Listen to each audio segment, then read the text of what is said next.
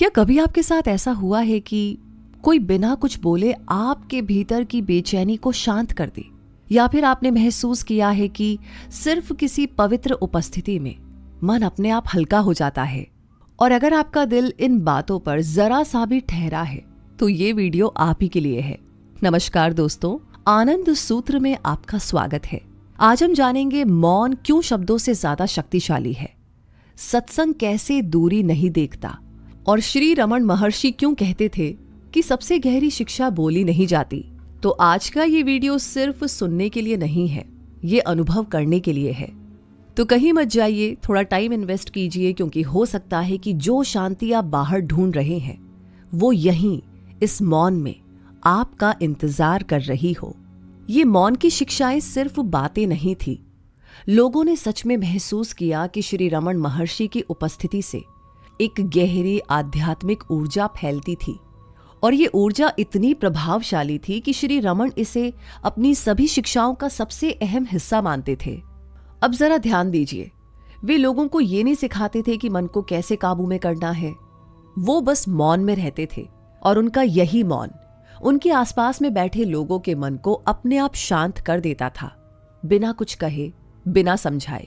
तो जो लोग इस मौन से जुड़े, उन्होंने बताया कि उन्हें भीतर गहरी शांति मिली, एक स्वाभाविक खुशी महसूस हुई, और ऐसा लगा जैसे अंदर कुछ पूरा हो गया हो।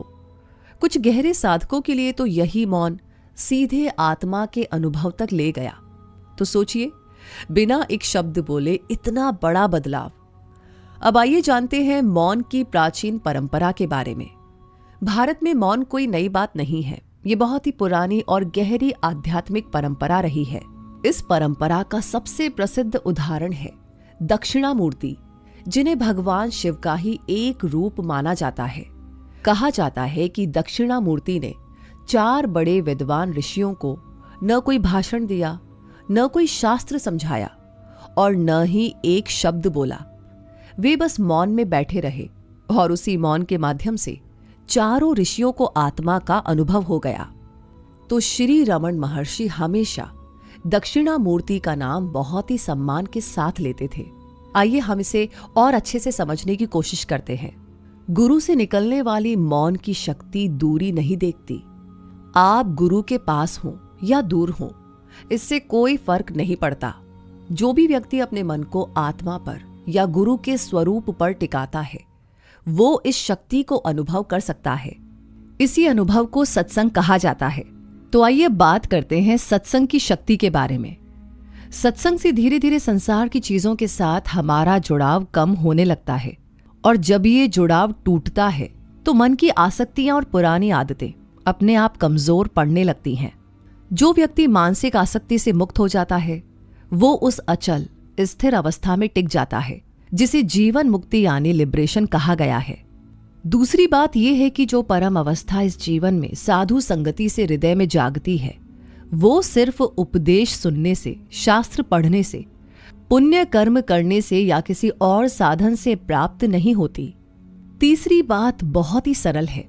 अगर साधुओं की संगति मिल जाए तो केवल नियम कर्मों का क्या महत्व रह जाता है। जब ठंडी हवा अपने आप चल रही हो तो हाथ में पंखा पकड़ने की क्या जरूरत।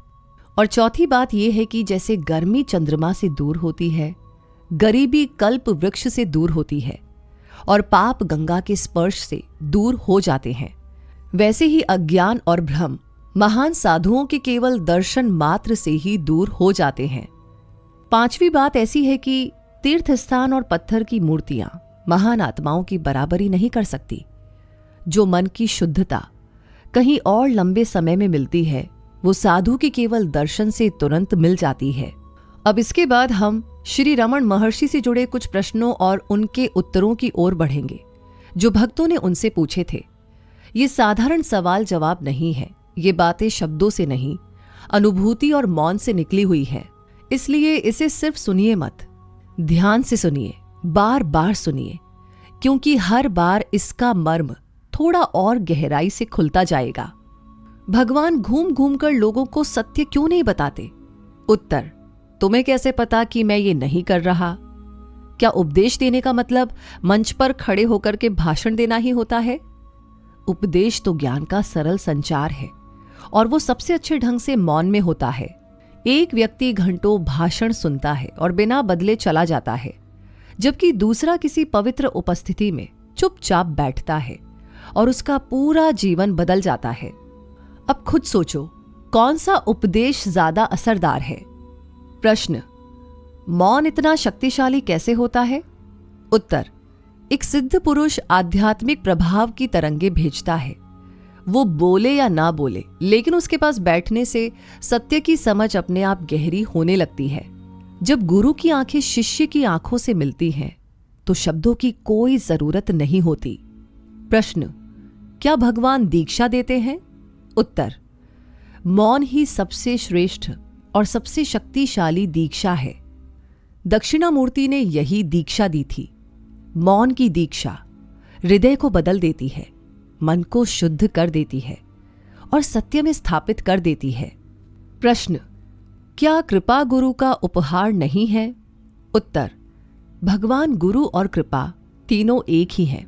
आत्मा पहले से ही हमारे भीतर है। जैसे ही अज्ञान मिटता है, भ्रम अपने आप खत्म हो जाता है। मौन सबसे शक्तिशाली कर्म है। प्रश्न, ये मौन काम कैसे करता है? उत्तर, सबसे पहले मैं का विचार उठता है, फिर दूसरे विचार आते हैं, फिर शब्द बनते हैं। जब विचार रुक जाते हैं तो मौन की भाषा अपने आप समझ में आने लगती है। जो बात सालों की बातचीत से नहीं समझ में आती, वो मौन में तुरंत समझ में आ जाती है। प्रश्न, सत्संग का परिणाम क्या होता है? उत्तर, सत्संग से सांसारिक जुड़ाव धीरे धीरे मिटने लगता है। आसक्तियां खत्म होती हैं, मन शांत हो जाता है।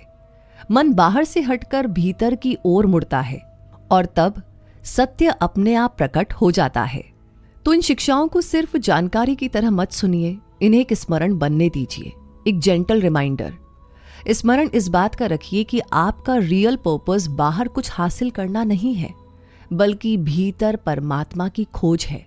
और जब आप इस मार्ग पर सच्चे मन से चलना शुरू करते हैं, तो धीरे धीरे सांसारिक सीमाएं अपने आप ढीली पड़ने लगती हैं।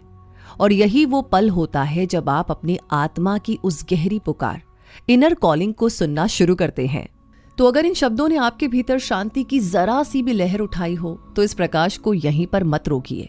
लाइक, शेयर और सब्सक्राइब करके इस ऊर्जा को मजबूत कीजिए। इस यात्रा का हिस्सा बनिए, क्योंकि आपकी आध्यात्मिक यात्रा यहीं पर खत्म नहीं होती।